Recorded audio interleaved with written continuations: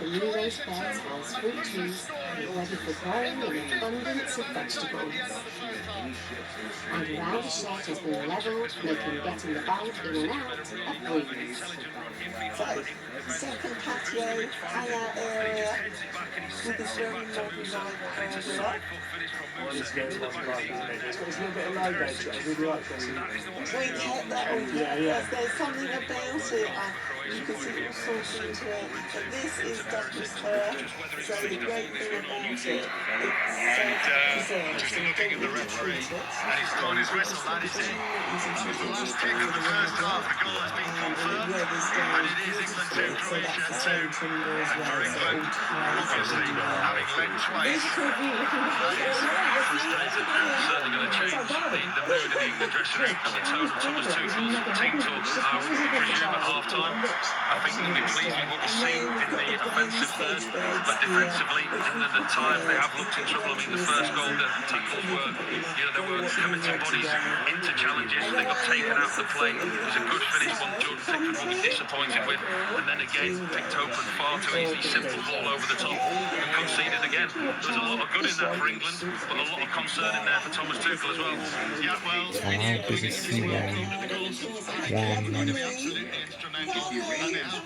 the first half, a penalty and a header for the England captain.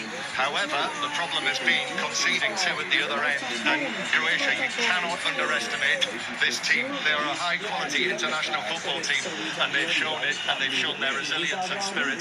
And at half-time, here in Texas, it's England 2, Croatia 2. John, thank you very much. We'll be back with John Murray and with Paul Robinson for the second half from Dallas very shortly. Steph Horton and Conor Cody are here in the studio. And Steph, as Paul Robinson was saying, it's been a mixed bag in the first half from an England point of view. Yeah, it definitely has. I think at times we've really controlled possession. We've created problems for Croatia, but I think, like what John said, Croatia are a very, very good side, and you've got to be aware, you've got to be alert, and especially England are going to be disappointed with that goal just before half-time. It feels as though England have had the better of the play, but Croatia maybe have had the moments. Yeah, it does.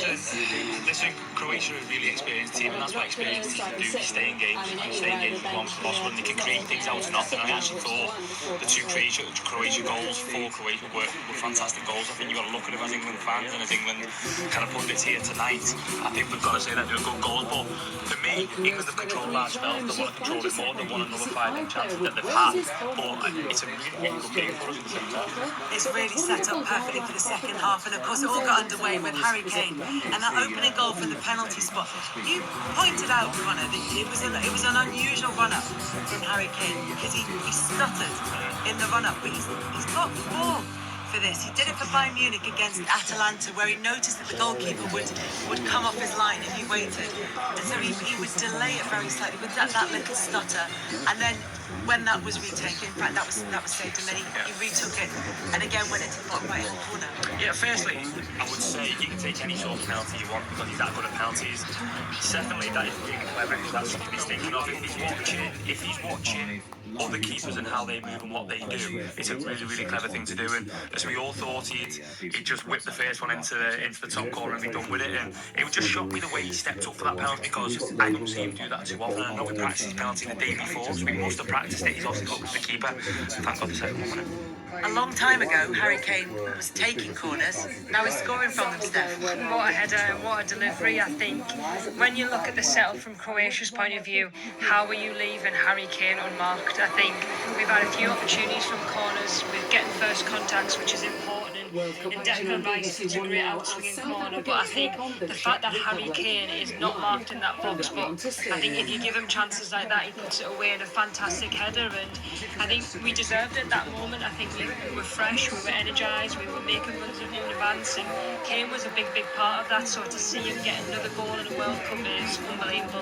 What about defensively? Because England haven't conceded a goal in qualifying, and yet that's two in the first half of the World Cup. Yeah, I think especially the first one, I think we overplay. I think it comes to the right hand side with James. I think Elliot Anderson tries to play into, I think it's Jude Bellingham, and we get caught. I think that is a worrying sign for England. I think there's times where maybe using that long ball can get us out of trouble, and it's a great strike by Croatia. I think John Stones maybe just needs to try and show him outside. Don't let him come back onto his left foot to pass it to the edge of the box. And I think both goals are avoidable. I think especially the second one, manage the game a minute before half time. I think when you're in that block,